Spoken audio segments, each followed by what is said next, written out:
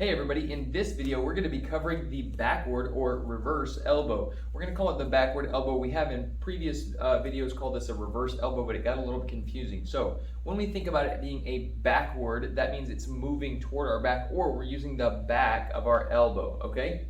So I'm going to pull my sleeve up so you can see what I mean. What I mean when I say you're using the back of your elbow is that you're using this part where your tricep connects right here to your elbow. Your tricep is the part right behind your bicep on the back side of your arm. And so then here's the back of your elbow. So when we do a backward elbow, we might be moving forward with it, but we're using the back of our elbow. Hopefully that's a helpful description for you.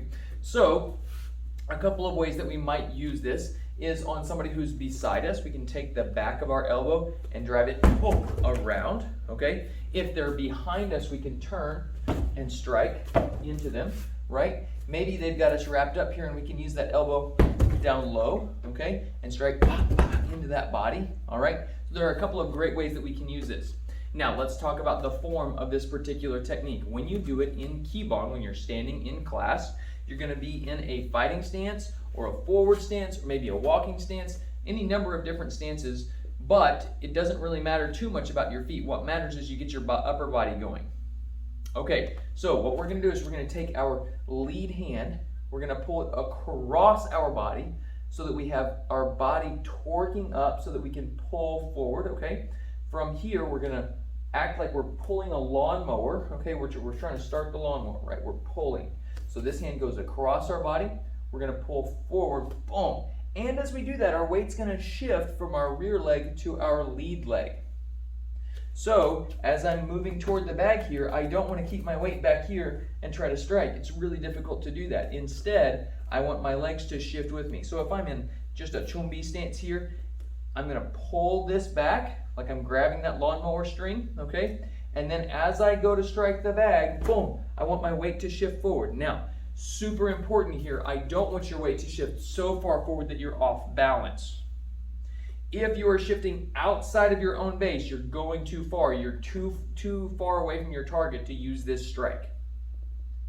So make sure that you're close enough. Remember that elbows are very close range strikes. You're close enough that you can shift, boom, forward and still stay within your own base.